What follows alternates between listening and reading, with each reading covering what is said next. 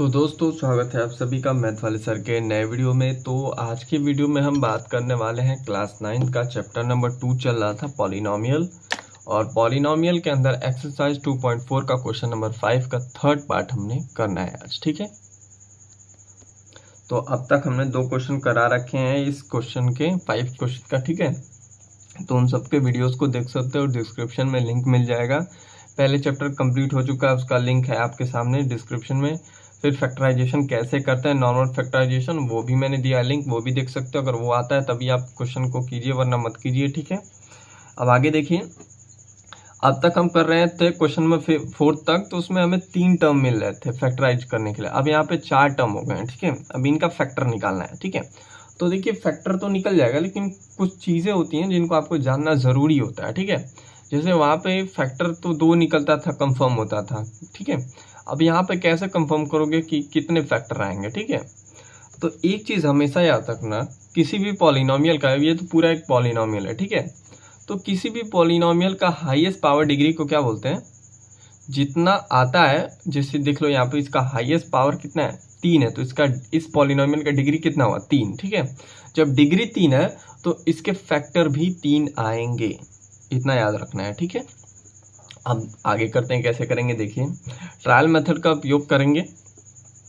तो सबसे पहले देखेंगे इसमें कांस्टेंट टर्म कौन सी है। कांस्टेंट मतलब जो वेरिएबल्स नहीं होती हैं, जैसे कि ये सी वाला है। ठीक है, 20, तो 20 लास्ट वाला जो टर्म उसको लेना 20। ठीक है, अब 20 का फैक्टर निकालना। फैक्टर क्या होते हैं, क्या मतलब कि 20 किस किस से कट सकता है। 20 1 से भाग जाएगा, कट जाएगा, 2 से भी कट जाएगा। ठीक है, तो ये इसके फैक्टर्स हो गए, बहुत सारे हो सकते हैं। ठीक है, 10 भी हो सकता है, 4 भी हो सकता है, 5 भी हो सकता है। ठीक है, तो आपको क्या करना है, केवल 1 ले लो, 1 से ही काम हो जाएगा। ठीक है, तो मैं यहाँ पे सबसे पहले मान लेता हूँ उसका फैक्टर 1 होगा। ठीक है, अब मैं इसका ट्रायल फैक्टर मेथड से उपयोग करूंगा और इसको सॉल्व करूंगा। ठीक है, बाय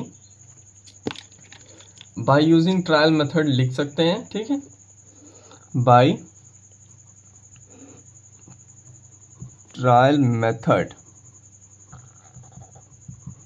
ठीक है, अब इसके बाद क्या करेंगे हम, ये इस इक्वेशन को सबसे पहले मान लो कि px है। ठीक है, पॉलिनोमियल के फॉर्म में लिख लेते हैं, px इज इक्वल टू, पूरा इक्वेशन उतार दो, कुछ किया नहीं मैंने, बस px इज इक्वल टू ये लिख दिया, और इसको लिख सकते हैं, ये लीगल भी है। ठीक है, तो ये पीछे मैंने बता रखा है। ठीक है, अब ये क्या हो गया आपका, px इज इक्वल टू, ये हो गया पूरा इक्वेशन। ठीक है, अब इसका मैंने फैक्टर क्या बताया आपको, 20 का फैक्टर 1 तो पक्का ही होगा। ठीक है, तो मैं यहाँ पे x + 1 यूज करूंगा।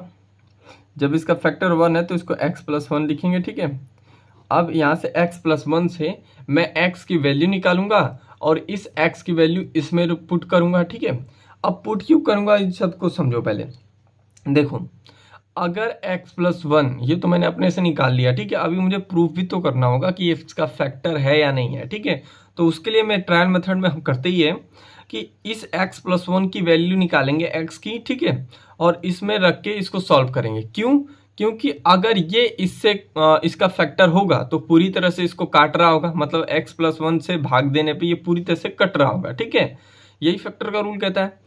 तो जब ये कट रहा होगा तो रिमाइंडर क्या बचेगा आपका, 0 बचेगा। ठीक है, तो x की वैल्यू अगर मैं इसमें पुट करूं तो अगर 0 आ जाए, ठीक है, तो ये इसका फैक्टर पक्का होगा। ठीक है, और एक फैक्टर निकल के आ जाएगा तो बाकी के फैक्टर्स भी हम आराम से निकाल पाएंगे। ठीक है, तो इसको चेक कर लेते हैं इसका फैक्टर है या नहीं।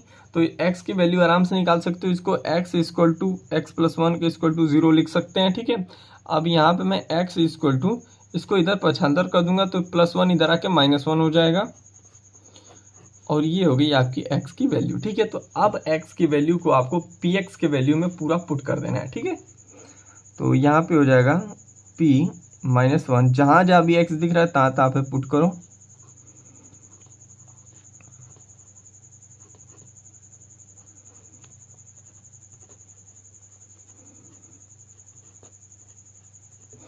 ठीक है, अब इसको सॉल्व कर लो। देखो 1 का क्यूब क्या होता है, 1 ही होता है, और माइनस का क्यूब क्या होता है, माइनस ही होता है। ठीक है, प्लस, अब यहाँ पे देखो 1 - 1 का स्क्वायर क्या होता है, 1 होता है, और 13 में 1 का गुणा करोगे तो 13 ही आएगा। ठीक है, अब यहाँ पे देखो प्लस और माइनस क्या हो जाएगा, माइनस हो जाएगा, 1 में 32 का गुणा करोगे 32 ही आएगा। ठीक है, अब ये तो 20 था ही, तो यहाँ पे 20 लिख दिया। ठीक है, आप इसको फर्दर सॉल्व कर सकते हो।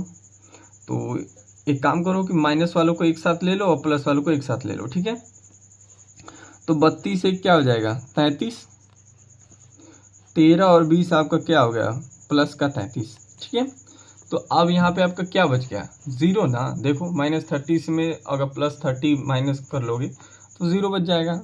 तो ये हमारा इसका फैक्टर है, 100% हम कंफर्म हो गए, ठीक है। तो ये तो अभी तक एक फैक्टर निकल के आया x+1।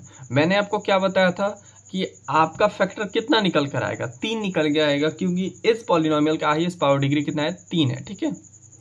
तो आगे के फैक्टर कैसे निकालेंगे, देखिए इसी फैक्टर का यूज करके हम निकाल लेंगे बाकी के फैक्टर। कैसे, देखो इससे इसका भाग देंगे और फैक्टर निकल के आ जाएगा। देखिए कैसे करना है, नॉर्मल फैक्टराइजेशन आपको आना चाहिए, और बहुपद का भाग भी मैंने सिखा रखा है आपको। यहाँ पे मैं केवल भाग ही दूंगा और कुछ नहीं करूंगा। x+1 इसका फैक्टर आ चुका था, और पूरे px के पॉलिनोमियल को उतार लेते हैं यहाँ पे।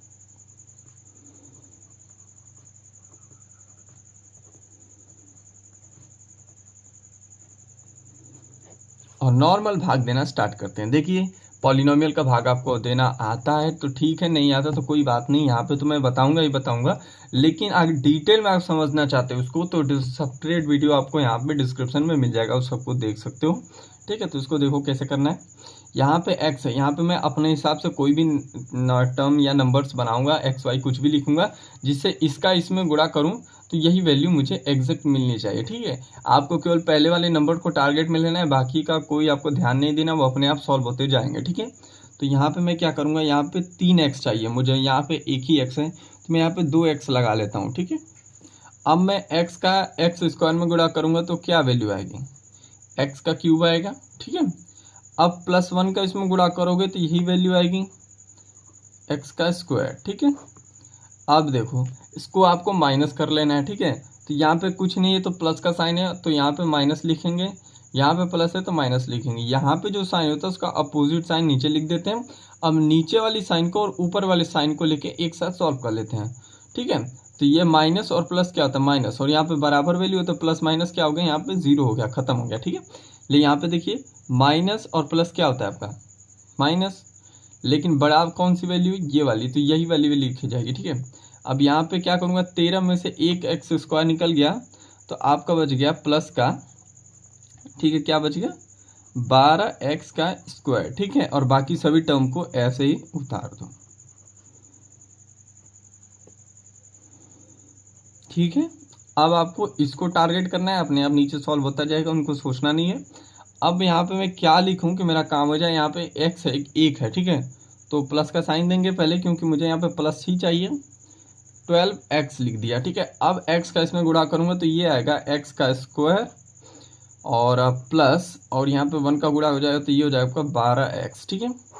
अब यहाँ पे केवल इसको माइनस कर लेंगे, ठीक है। तो ये तो हो गया 0, और यहाँ पे क्या होगा प्लस है तो यहाँ पे माइनस होगा, ठीक है। अपोजिट साइन लेते हैं अपने से।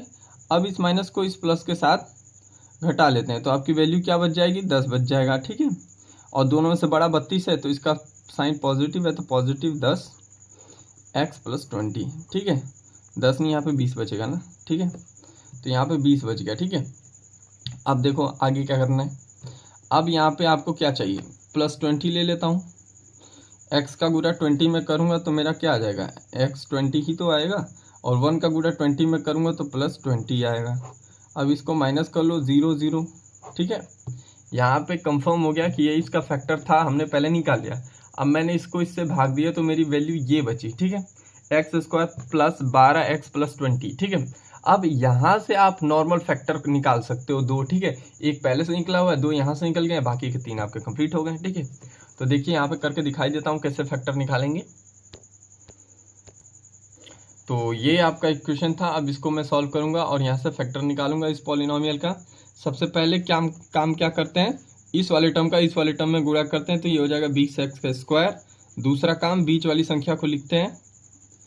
अब हम क्या करते हैं, बीच वाली संख्या को इस प्रकार से 2 भागों में तोड़ देते हैं कि वापिस हम उसको घटाएं या जोड़े तो यही संख्या निकल कर आए, और उन 2 टुकड़ों का आपस में गुणा या भाग करते हैं तो ये निकल कर आए, ठीक है। तो मैं यहाँ पे क्या करूँगा, ये लिख सकता हूँ 2x + 10x, ठीक है। इससे होगा क्या, आपस में इनका गुणा करूंगा तो ये हो जाएगा 20x का स्क्वायर, ठीक है, और दोनों को जोड़ूंगा तो 12x का स्क्वायर हो गया, ठीक है। तो यहाँ पे काम मेरा हो जाएगा, ठीक है। तो अब मैं इसको यहाँ पे लिखूंगा 12x के जगह पे, ठीक है।